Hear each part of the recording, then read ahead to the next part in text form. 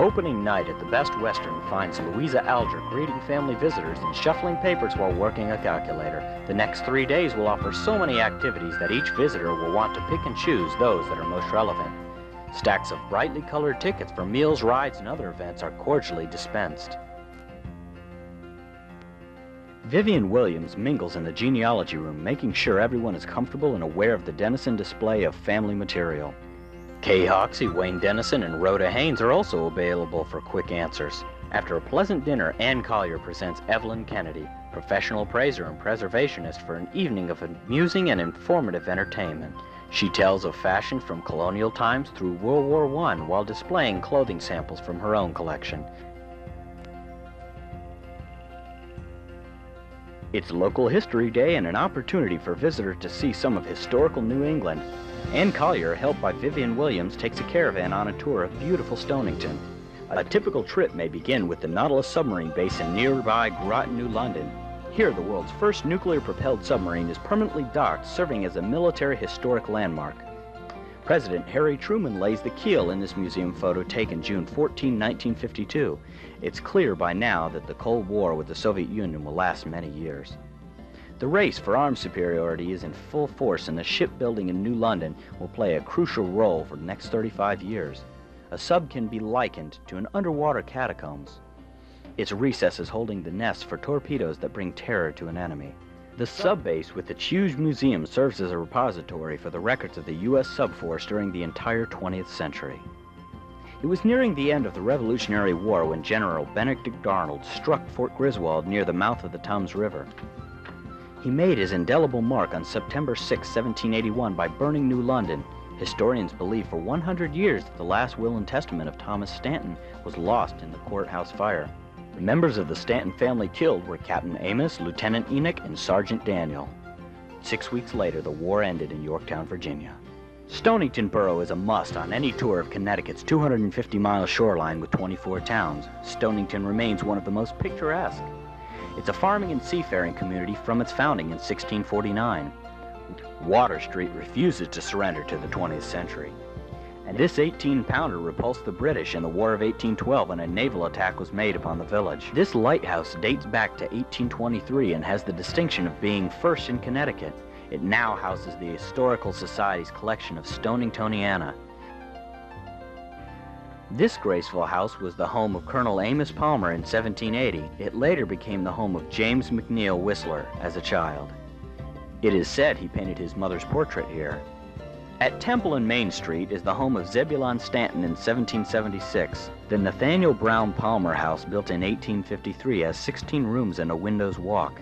It now serves as the home of the Stonington Historical Society.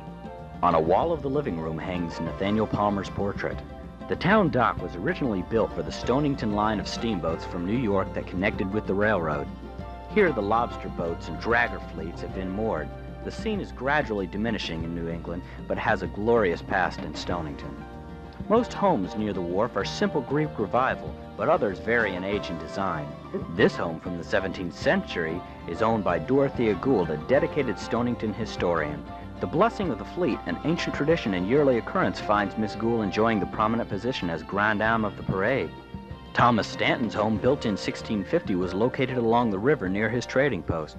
When River Road was laid out in 1893, the old home was demolished, and this large stone was placed there. The Pequot Trail was laid out by George Denison and Thomas Stanton in 1669. 5 years later, Thomas and 8 others founded this congregational church and called it the Road Church.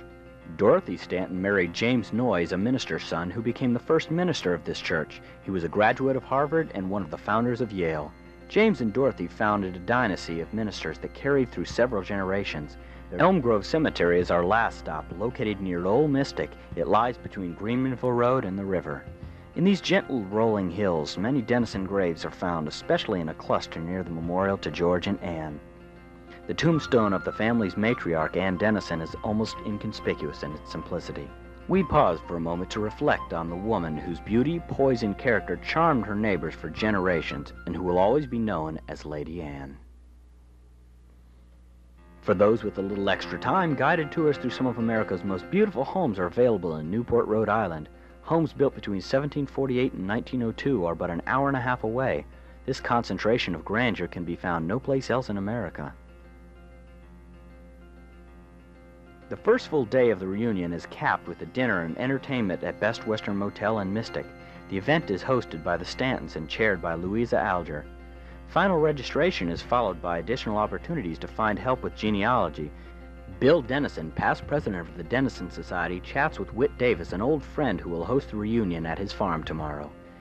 We're reminded tonight that Thomas and Anna Stanton came to these parts from Hartford, Connecticut, that George and Ann Denison came in 1651 from Roxburgh, Massachusetts. 3 Stantons married Denisons, and in the following generations, scores of other Stantons did the same. Now that a great many of us find our lineage in both families, we're celebrating a friendship that has endured 345 years.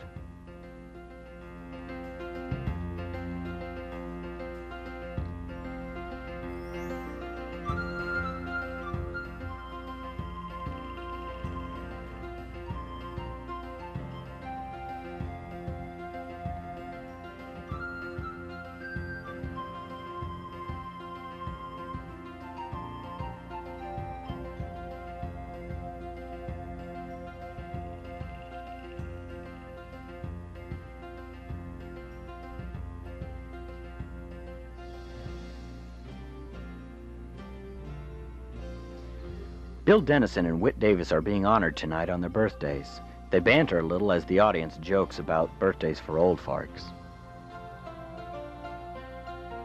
Craig Floyd is introduced as a Denison cousin who makes presentations with a group called the Quackatawg Rangers. These energetic people do historic reenactments. Mr. Floyd's dressed in dashing blue velvet coat and breeches displayed the fashion of the lifestyle of the 1750s. He uses great flair in explaining to an attentive audience the meaning of each piece of clothing. The audience is regaled as the dashing gentleman demonstrates a proper technique for gaining the hand of a lovely cousin from California. Ann Collier speaks for us all as she shows her approval.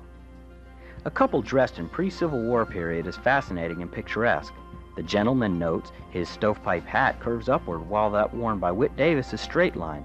Pointed out that Whit's dates back to 1730.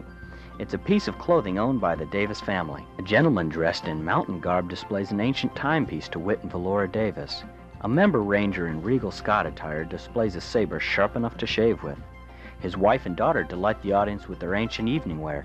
Amazingly, all the richly detailed clothes seen here tonight have been made by the Quackatawg Rangers themselves. A reunion highlight occurs today. A tombstone will be unveiled at the graves of Thomas Stanton and his wife Anna Lord. Because of Stanton's unusual relationship with the Indians, a delegation of local Mohegans will share in the dedication ceremony. An Indian agent of Connecticut will represent the governor. Wickety-Quack Cemetery in the oldest part of town sits serenely beneath the tall hardwoods. Some of its early markers lean awry, forming an interesting posture as if beckoning to the curious.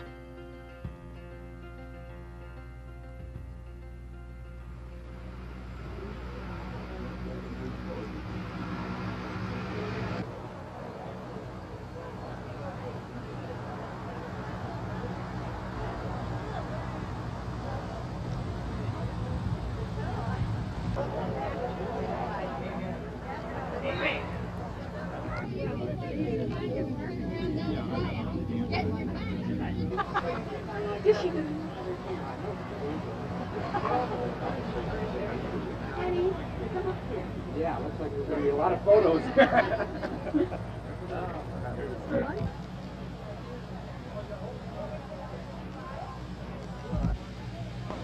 think it was on this side or the other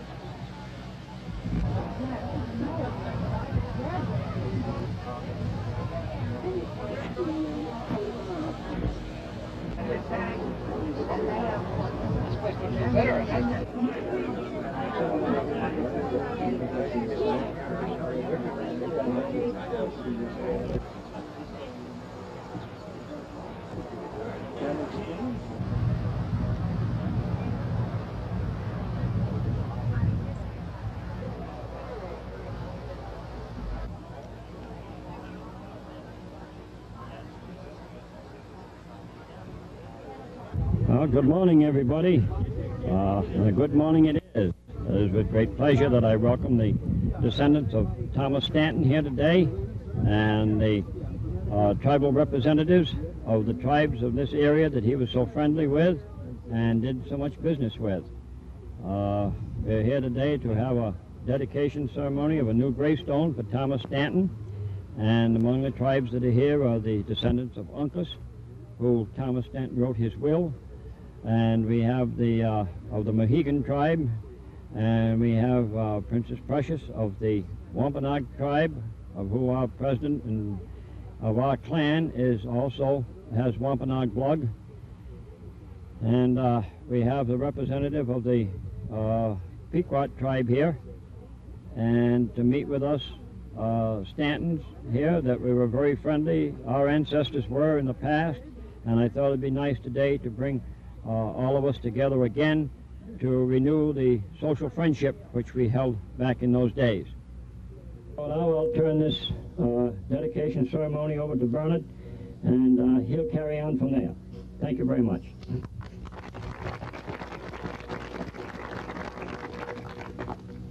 Well, I was going to be here by myself for a while this morning.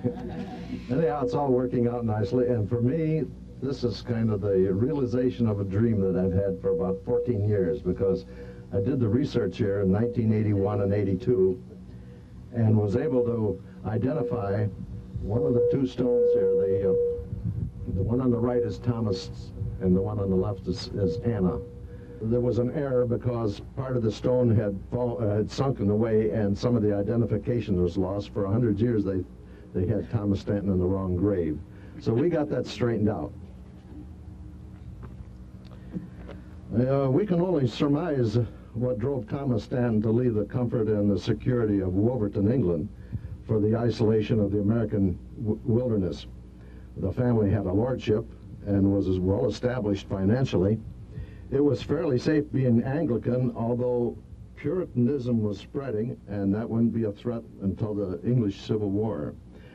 One thing England couldn't provide that Tom may have desired was unlimited acquisition of land. Whether it was, or whatever it was, we're glad he came. Wolverton lies about 4 miles southwest of Warwick Castle and 4 miles north of Stratford-upon-Avon. It's a small village surrounded by rolling hills of agriculture. It's easy to reach, and it's pleasant to see. Stratford was the center of activity. It rested upon the Avon River, which was navigable at that time clear to London. And here the Stantons bought their staples and shipped their grains. It was becoming a cultural center, and life was good.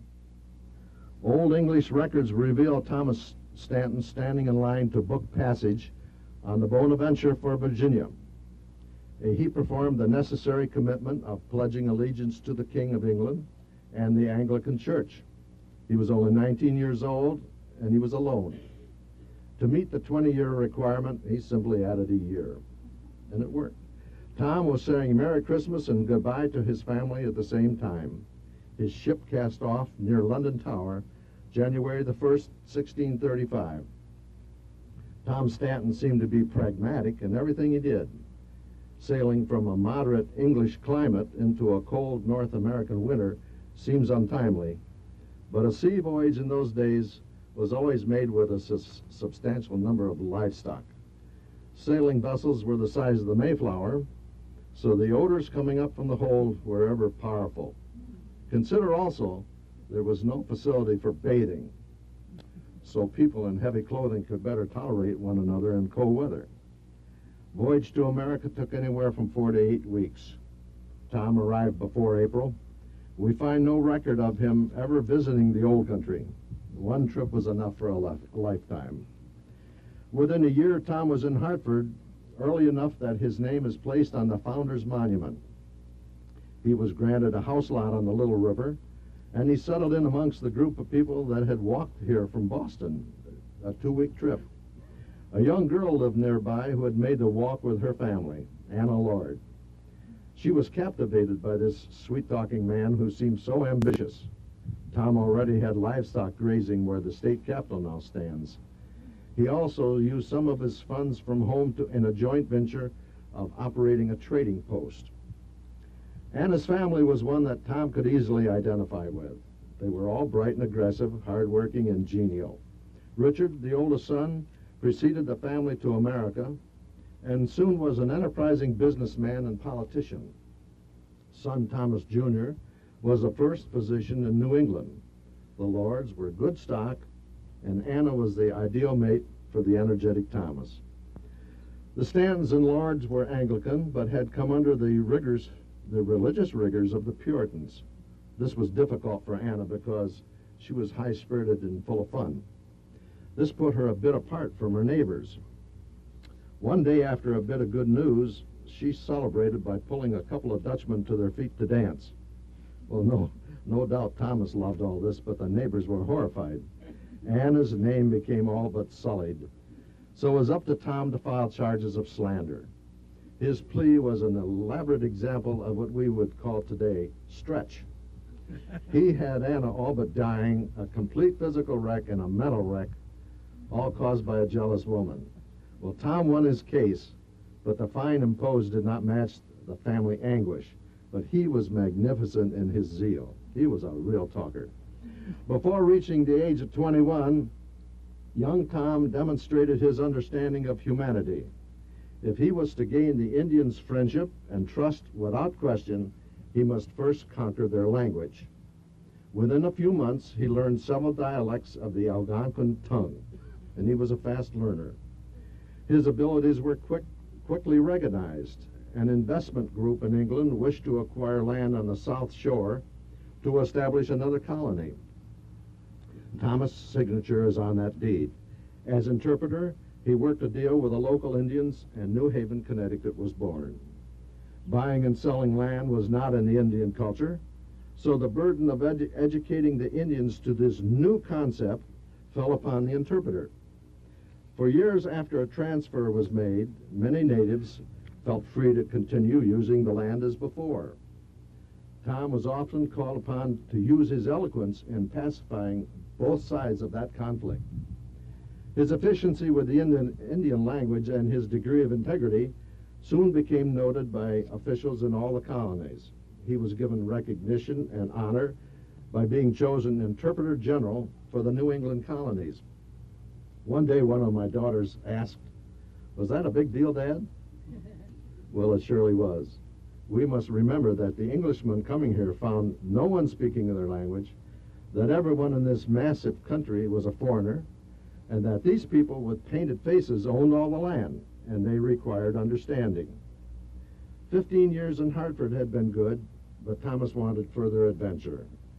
As much as Anna loved the congeniality of the sprawling town, Tom's ideal of real life was deeper in the wilderness, where land was easily acquired.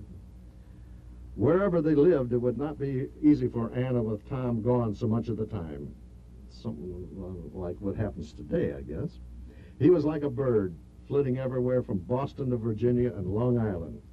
He would be gone for days or weeks, getting involved in almost every activity between the colonists and the Native Americans, spreading his friendship between the likes of Governor Winthrop, Roger Williams, and any Indian who came down the trail. He was a friend of Thomas.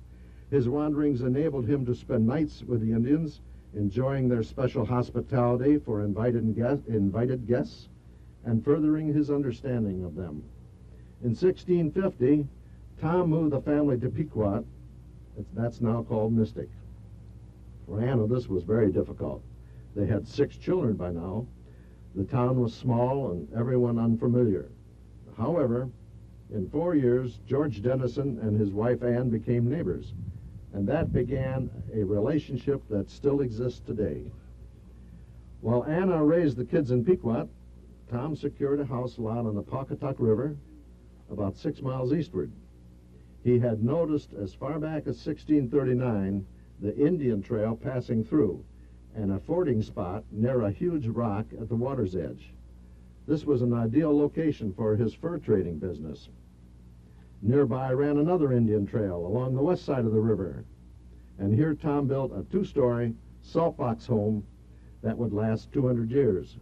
When that trail became River Road, the house was demolished. That was 1883. Tom visited home often during those years of building. 3 more children were born before his house was finished. Finally, in 1658, The family was together again and beginning to enjoy prosperity. A 10th child was born in the new home. Tom and a handful of colony businessmen were granted sole rights to operate their trading post, virtually becoming America's first legal monopolist. Years of making friendships with the Indians began to pay off.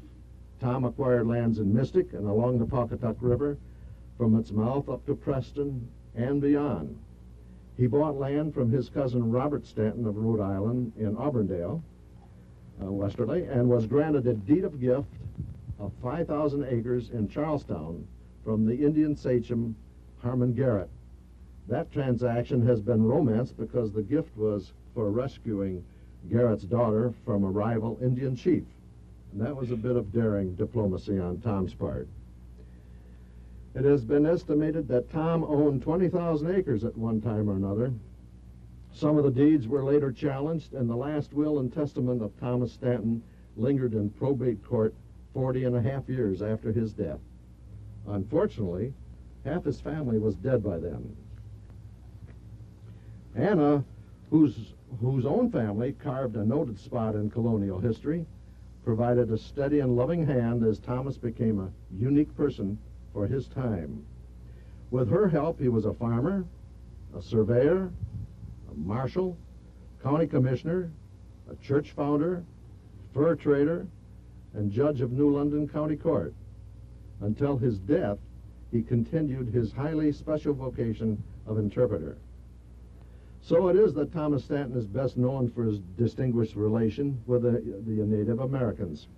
Uncas the Mohegan, who had been in trouble in the white man's court many times and had been caught and accused of lying by Thomas, never questioned Thomas' friendship. Thomas himself was summoned to Hartford to testify for Uncas, who on one occasion had been unjustly charged. Toward the end of the old Indian's career, he wanted his will drawn in the white man's tradition. So he went to Stanton's house by the river, fortified by a contingent of braves in paint and feathers. We don't know if Anna was horrified or amused, but it's tradition that Tom drew up that document, and then a party began. For 3 days, the Stantons were hosts. Uncas didn't care a bit for sassafras tea, so the kids drank it. We can only imagine the dancing to the drums, the drinking and eating, and perhaps an occasional brawl that held forth a half a week. And is part of history. Thomas had a secret hiding place in the lean-to behind his house. This was built for hiding the children should the war with the Indians break out. King Philip, the Wampanoag sachem, son of Massasoit, who brought all of the meat to our first Thanksgiving, he didn't care a hoot for white men one bit. In 1675, he had built an army to annihilate the colonists, and he began during the summer to keep his promise.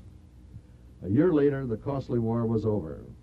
All 6 of Tom's sons had been involved against the Wampanoags, and yet the hideaway was never needed. The family had never been in danger. In Governor Winthrop's quest for peace during the late summer of 1675, he pleaded with Tom Stanton to seek out King Philip and talk him out of the war.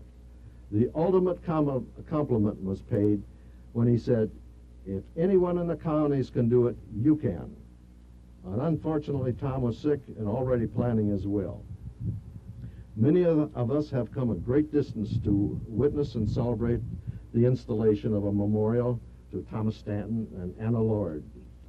The stone has been crafted in a manner pleasing to the good people of this town, who preserve a proud history of New England. It's made of granite the last 1,000 years. Its wording is simple, and it'll be helpful to future historians. The angel conforms with the only artistic expression allowed by the Puritans, and it looks very much in place in this ancient cemetery. We never knew Thomas Stanton and Anna Lord in a personal way. We know from hard research that we share their genes. So today, we can look at this marker and feel a new and pleasing closeness.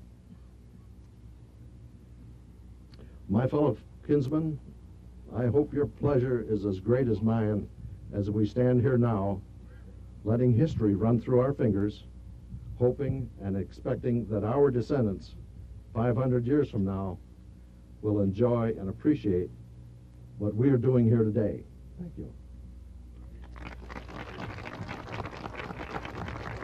think with that we're going to display the monument.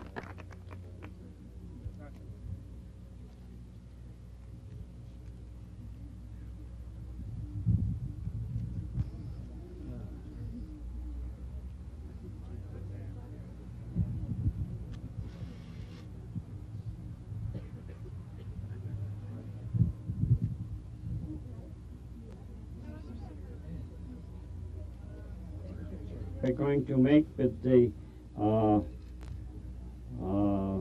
Mrs. Fawcett, who is the tribal secretary of the Mohegan Tribal Council, and then she has a little presentation for us, and that's going to take place now. Thank you. I would like to bring you greetings from the Mohegan tribe to our good friends, the Stantons, very old friends. I'd like to present council members who are here with me: Ernest Gilman, Loretta Roberge, corresponding secretary, Cortland Fowler, and the chairman of our Council of Elders, which is our judiciary branch, Carl Nykelberg.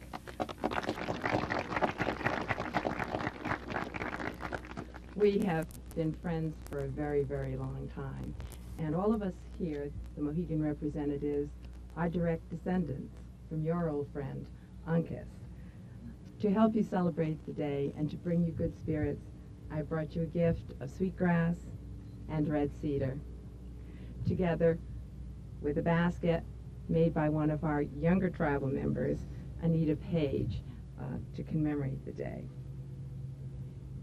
And I would like to ask our tribal elder, with your permission, to lead the Indians in blessing your stone. Thank you very much.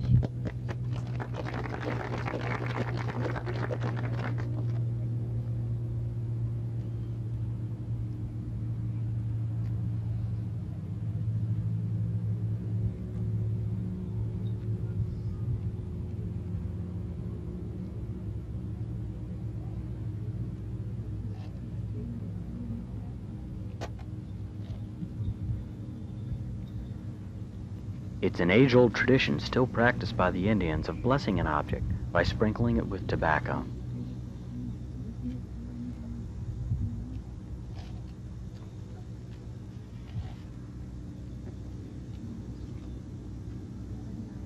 Monday we go. God is good.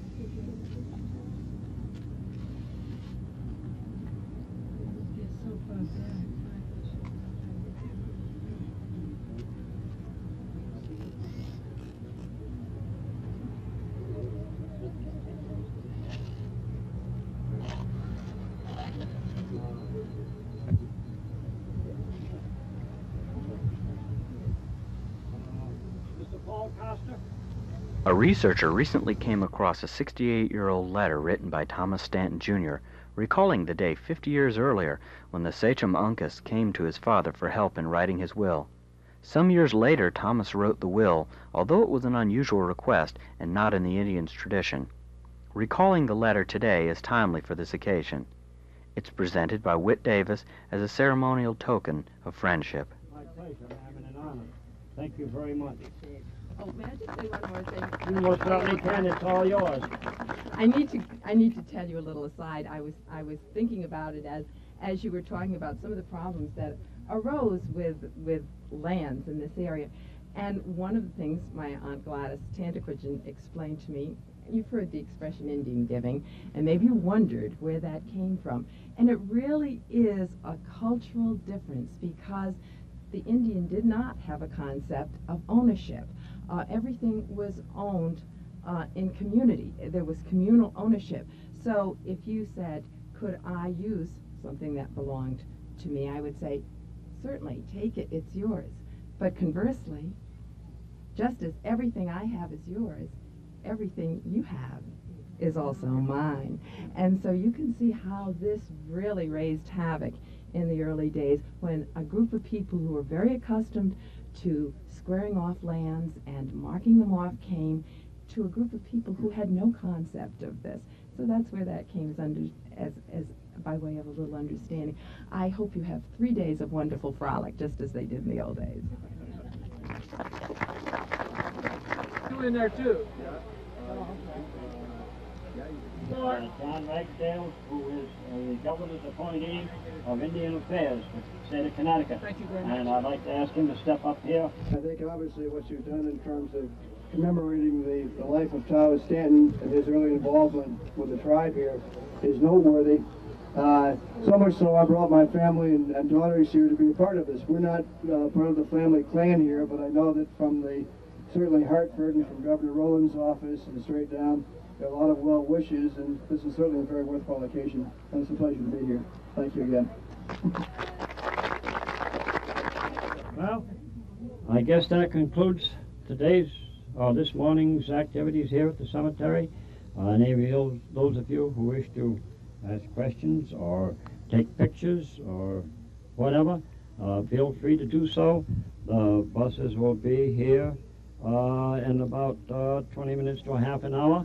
It went along a little bit faster than we thought it would, but then again, you don't want to be too long-winded, so I'll keep still, and this will be the end of the dedication ceremony. Thank you very much.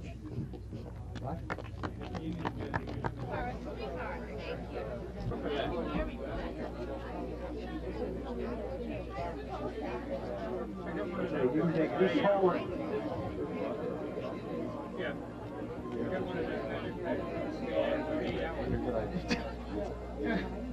It hasn't to be in a photography, right? Right. Boy, keep on, they're going to have a brawl. The lady in red is Fanny Wheeler, known as Princess Precious, Wampanoag Indian from Rhode Island. Her ancestor, Massasoit, befriended the Puritans at Plymouth in 1620 and furnished the meat for the first Thanksgiving. Newcomers to the ancient grounds stop to see the memorial dedicated to the four founders of Stonington.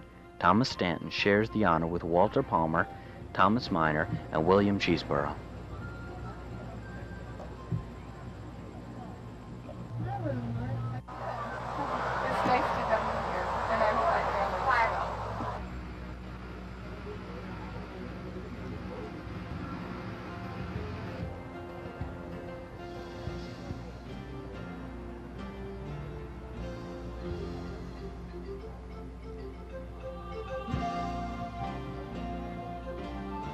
Bernard Stanton secured the funds, designed the stone, and had the stone engraved, located the burial site, and directed the installation.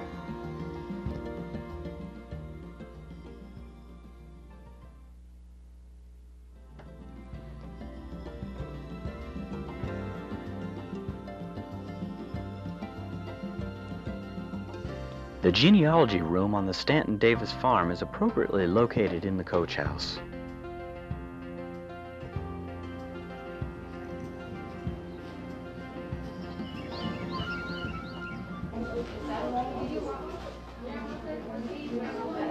Genealogy material, t-shirts, maps, and duplicating machine are available.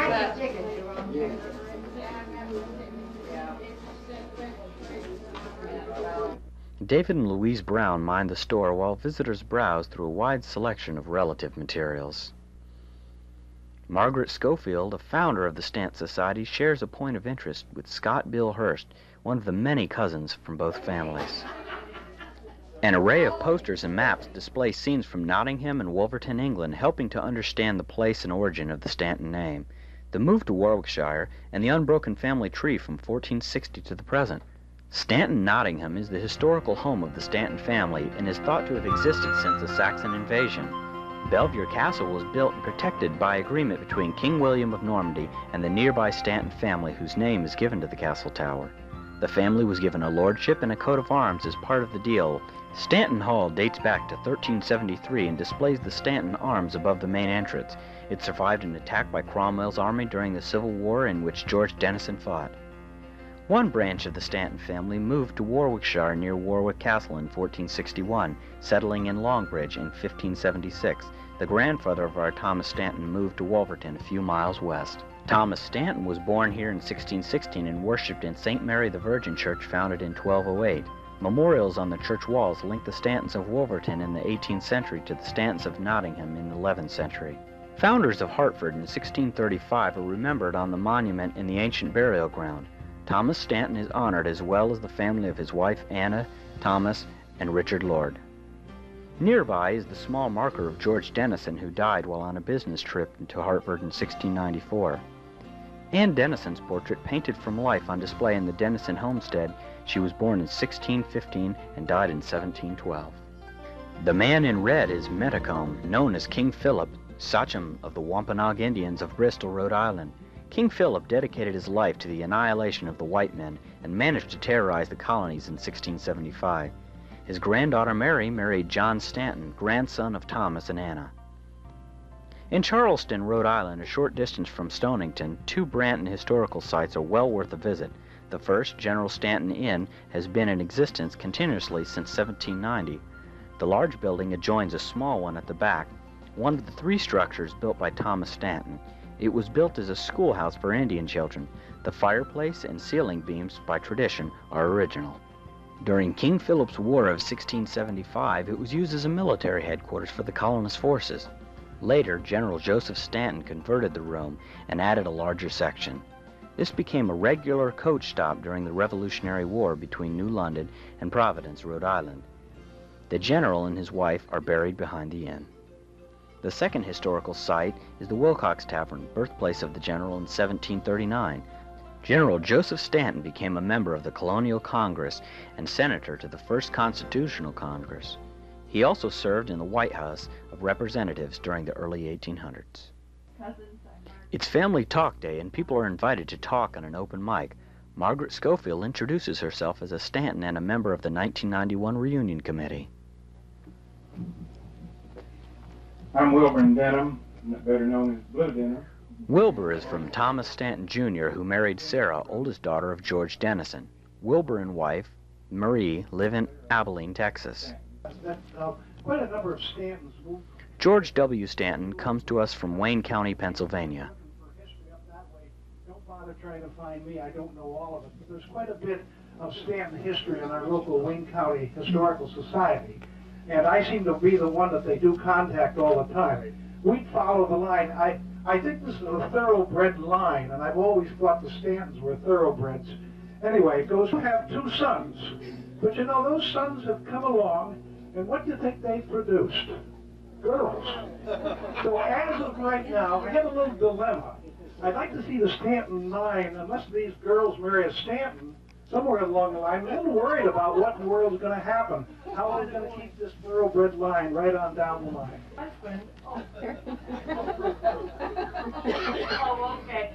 He is the Stanton. We descend from Thomas. We have had the most marvelous 7 or 8 months just digging through our genealogy, something that we really were not that interested in before, but it's a great life and a great family, and I'm just glad that I married into it. Stanton Holt, and my shirt says it all, so if you see me sometime today.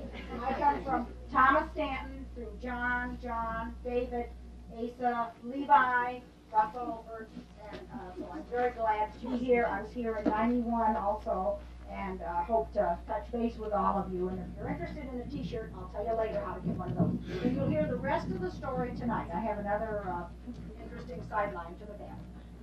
And I got something to add to that. He doesn't need a microphone. Last reunion, we had a t-shirt with a picture of the house on it. She put the shirt on, t-shirt, and she said, "What do you think of the roof line?"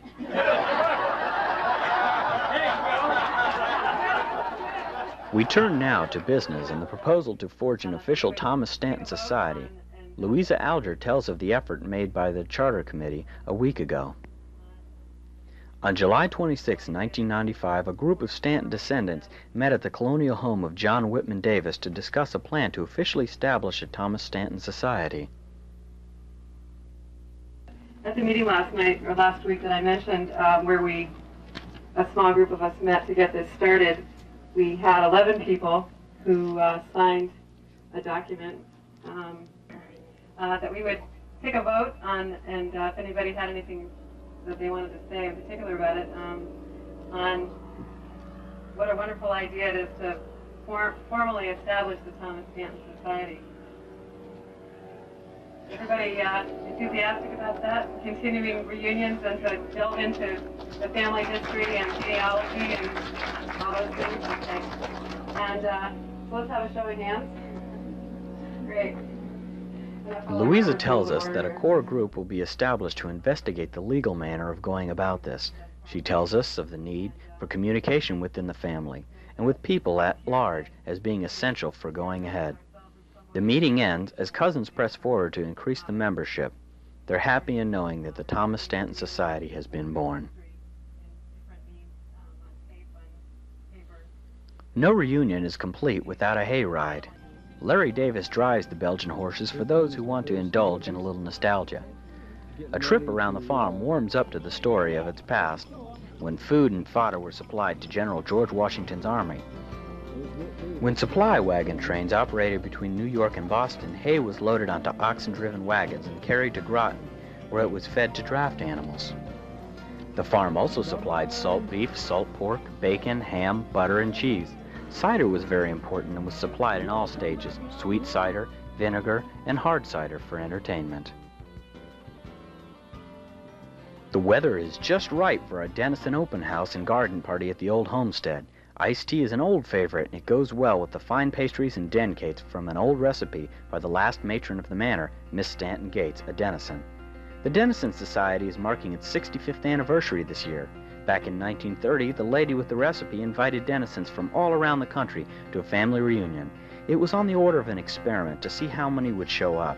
700 people swamped the place, and the Denison Society was born. Today, the Society boasts a membership exceeding 1,300 people, representing every state in the Union. It has recently purchased an adjoining land area, the Morgan Farm, containing 300 acres. This move protects the colonial integrity of the Denison property by shielding it from land development next door. The Denison homestead is the third house to occupy the land. The first was crude and eventually replaced by George. It was called a great manor house. The year 1717 was rough on the family. After a 6-foot snowfall, the house was devastated by fire. Grandson George Denison built a larger house for his pretty bride, Lucy Gallup, and called it Pequotsipos, an Indian term meaning Little River of the Pequots. This George Denison was also a grandson of Thomas and Anna Stanton. 11 generations of Denisons lived here. The last was Anne Borodell, daughter of Captain Edgar Denison. Anne married N. Stanton Gates in 1888. She died in 1941 and left the homestead to the society. The colonial kitchen, with its great stone fireplace, crane and trammel, cooking utensils, wooden plates, and pewter spoons, is warm and inviting. The Revolutionary-era bedroom is authentically furnished with a 4-poster bed, curly maple highboys, fireplace, and utensils. The Federal parlor features silver candlesticks, wall furnishing, and Chippendale chairs. A Civil War period bedroom has a sleigh bed, Franklin stove, small organ, shaker chair, and a dresser. Miss Gates' parlor completes the tour. It's an inviting room with its built-in bookcase, hospitable tea table, complete with silver urn and priceless Dutch china. Denison Day begins with an early morning hike over the fields and through the scientifically labeled nature trails, 4 miles long for the hardy. The weather is just right today. It's clear as if by magic, just in time for an early bird breakfast. Under the cheerful yellow and white tent on the rock edge next to the manor house, we gather for blueberry pancakes, bacon, and coffee. After breakfast, there are simple pleasures in being together and then browsing in the Trailside Museum.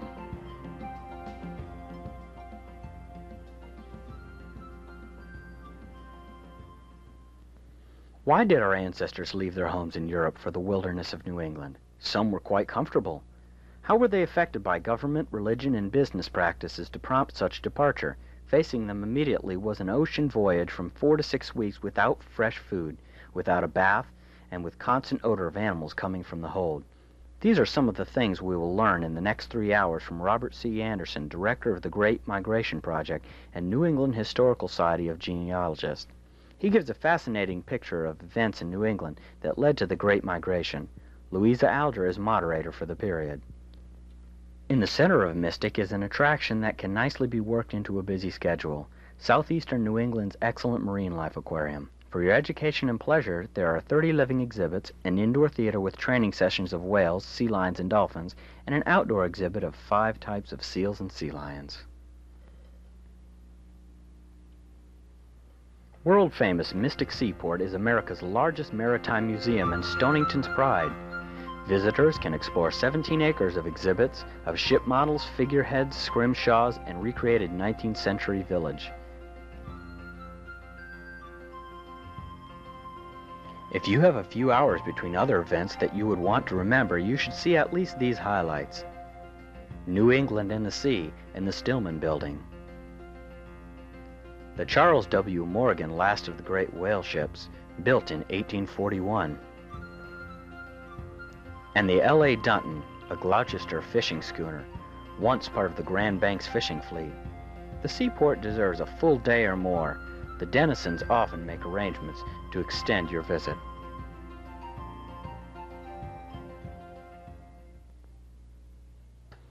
Indians from at least 8 nations have come here to pay tribute to the Stanton family on this unusual occasion. Friendship with the family has lasted over 300 years. The affair this afternoon is sponsored by the Connecticut River Powwow Society.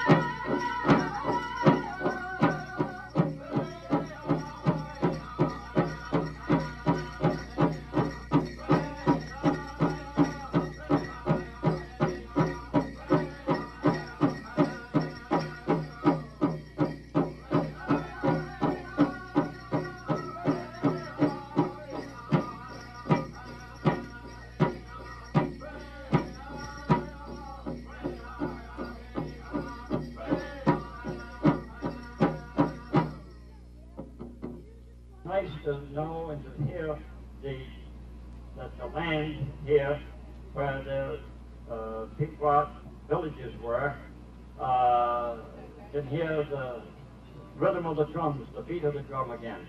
The rocks and the ledges can hear it. After 350, nearly 400 years. And our Indian friends who came here and helped to put this on and helped us do this. We couldn't have had this day if they hadn't come to our help here. The Connecticut River Powwow Society has been especially good to us with their cook tent and their big main tent here and helping to set this up.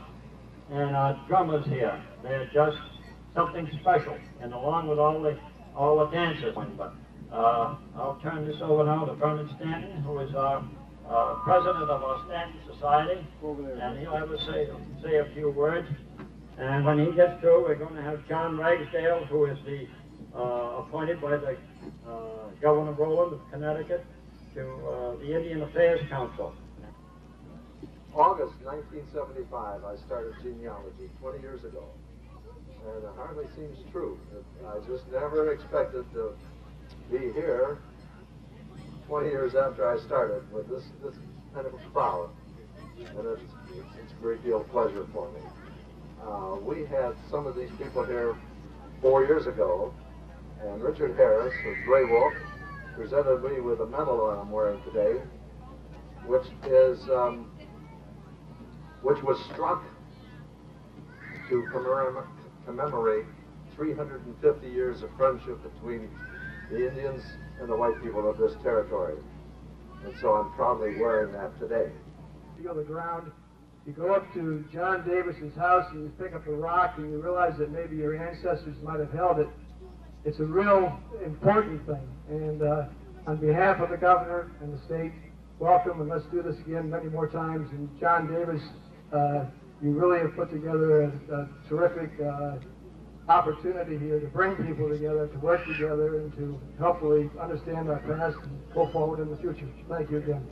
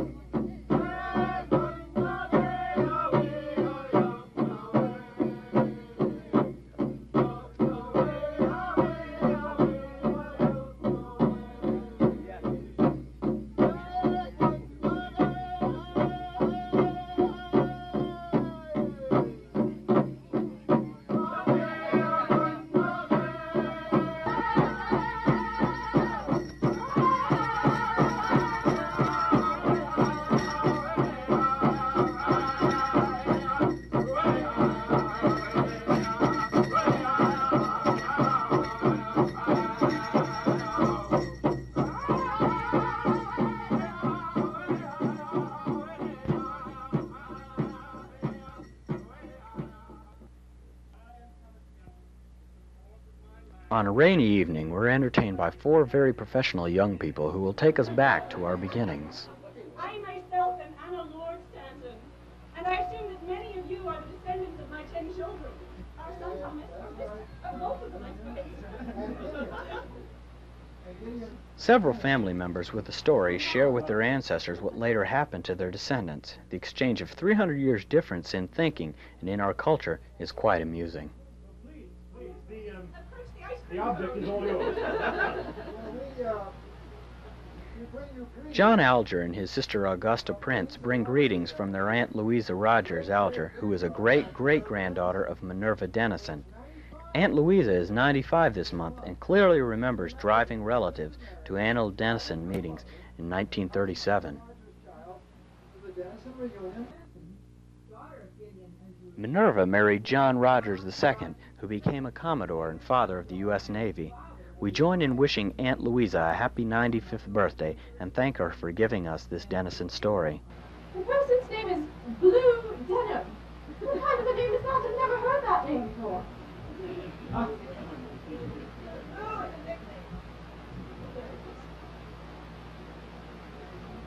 Sir, be Stanton or Denison? I'm also Stanton and Denison. Well, excellent. Wilbur Blue Denham is 4 times a Denison and twice a Stanton. George and George Yeah. again. Oh, Samuel, our son Samuel. No. Back in those days, they were pretty strict Christians. Well, we like to think we were pretty strict Christians. But they're Methodists probably not quite so strict these days. I dare say a lot of standards have loosened up. And I understand them. By virtue of George Denison and your son John, John's son Daniel, and his son Daniel, who married a Stanton, that's why I'm here. But if I'd known that you were going to be here tonight, George, with Lady Anne, I wouldn't have to do this because I'm going to talk about your father. Well, unless you want to do this. No, a good man. Speak on. We'd like to hear how history is borne out historically. You mean you don't know all this? Oh, I know it, but it may have changed many times in the telling. But I thought it would be well to say a few words tonight about William Denison because just about everybody in this room is descended from him, through you, and on to the succeeding generations. But here was William, and as Robert Anderson said this morning, a man of 60 who was well-to-do, well-situated in England, picked up his family late in life, put them on a vessel, the Lion, came across the ocean to an unknown country and faced the perils of the sea and the perils of this new land where the mortality rate was tremendous. One of the things he succeeded in was with 8 other men he was granted a monopoly. And that is every vessel that came into the harbor, these 8 men had the first right to go down to that vessel, look over the cargo, decide what they wanted from that cargo, and then purchase it. No one else could do this. So they had first dibs on every bit of cargo on every vessel that came into the harbor, and then they took it ashore, warehoused it, and sold it with a 15% commission. I'm from Gordon College.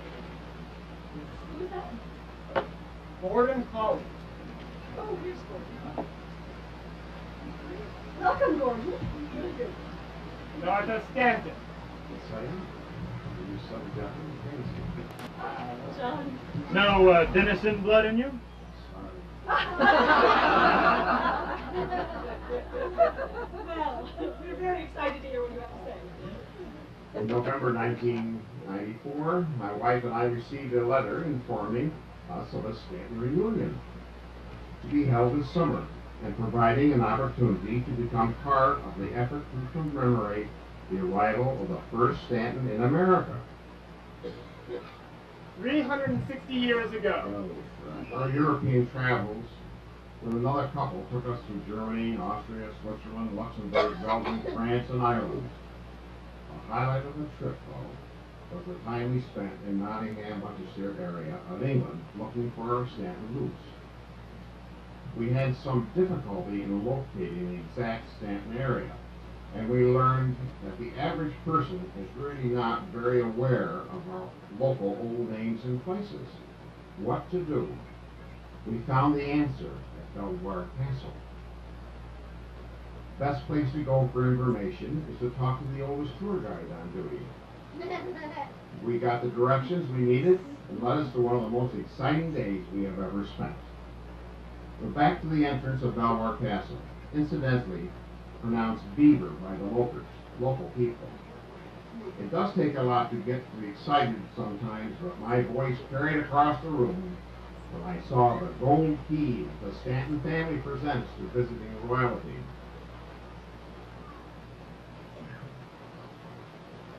Following our tour of the castle and using the directions we obtained from the elder guide, we journeyed to the Stanton Manor, church, and pub.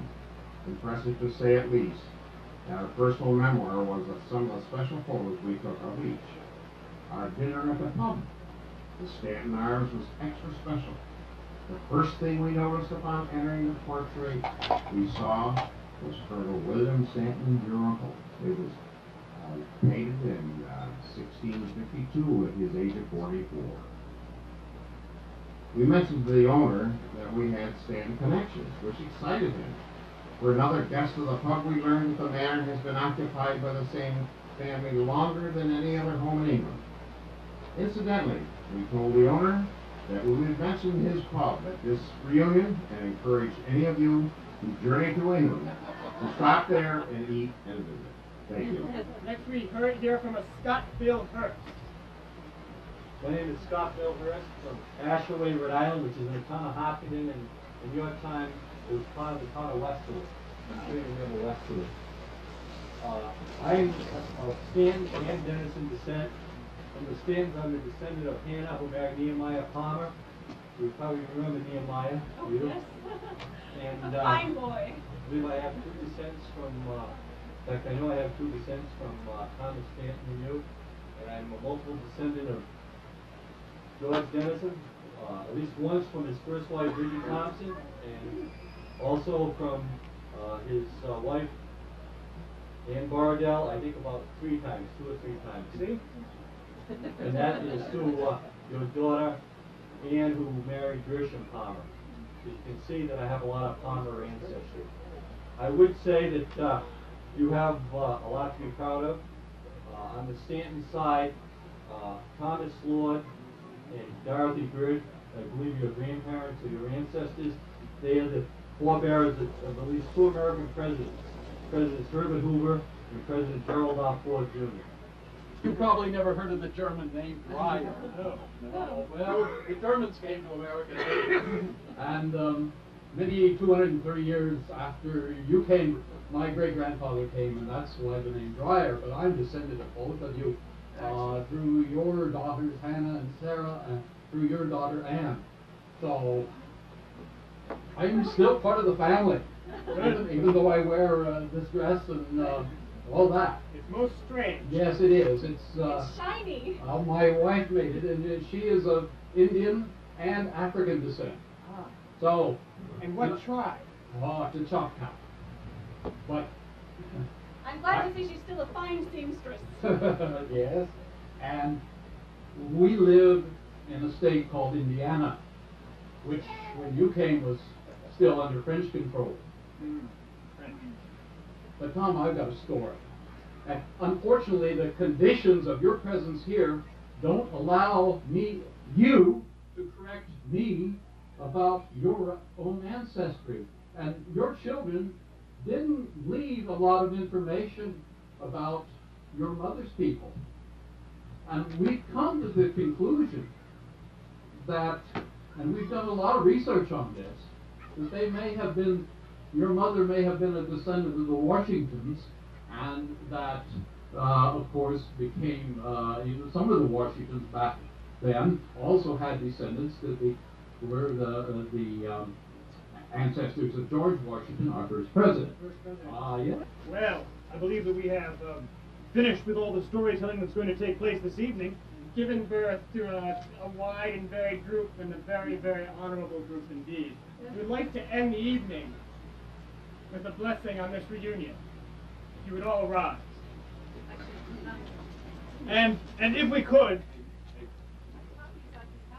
yes, copies of this blessing are going to be passed throughout the crowd so that everyone can read along. And while that's happening, if it would be possible, and if there could be general agreement among all of the guests assembled here, for the oldest member of the Stantons and or the Denisons, and also the youngest member of our proud family, to please come to the front and help lead the assembled group in the reading of the blessing. Well then, as the oldest and the youngest of all of us assembled here, all of us members of the same proud heritage, will you help us lead the assembled group in the reading of the reunion blessing, written especially for this occasion?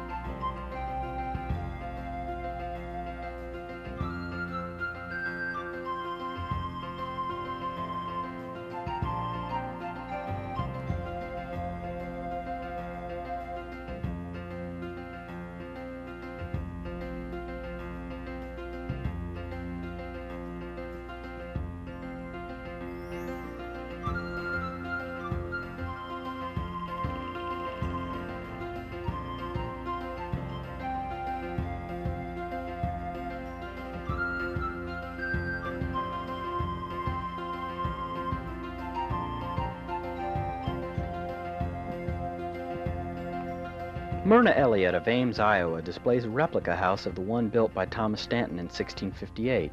From a description given by Harriet Stonington in 1903, Myrna was able to duplicate the 17th century structure inside and out. That includes the furnishings of the period. Myrna made the unit portable and hinged it to completely reveal the interior. She's given many lectures on colonial buildings and their furnishings. The Stanton Davis home on Greenhaven Road was built by Thomas Stanton around 1672 and is the oldest house in Stonington, Connecticut. The house was bequeathed to son Robert in Stanton's will, written October 24, 1677. Originally, the house consisted of a large kitchen and hall with bedroom and a large living room, 21 by 21, on the first floor. The second floor had 3 small bedrooms and 1 large one, the same size as the living room below it. There were 4 fireplaces, 2 on each floor. As the family grew, so did the house. In 1754, 2 more rooms were added to each floor, and 2 fireplaces were added. An entrance was added at the back with a staircase that went directly to the 3rd floor garret. It was at this time that Thomas Stanton's grandson Thomas owned the house and was preparing housing for slaves. The legendary slave Venture lived for a while in the garret with his wife Meg. Their son Cuff is buried in a small cemetery near the foot of the front drive. Many interior appointments were brought over from England, including 3 Christian doors, so called because of the crosses in the upper panels, along with butterfly hinges and a bronze door knocker, all in good condition after more than 320 years. Also brought from England were a corner cabinet with its sunburst carvings and the stairway banister with 3 alternating varieties of hand-carved spokes. Early this century, the front hall was repainted in its original colors of blue and ivory, traces which were found under many layers of paint. The Davises electrified their home in 1924 and installed indoor plumbing, but only recently added central heating. Before that, they kept out the New England winters with wood stoves and an old black kitchen range. To celebrate this unusual occasion, we researched the records and came up with an unusual chart. We believe it is the first successful attempt to show the complete line of owners of the Stanton Davis farm, from the days of the American Indian to the present, over a period of 350 years.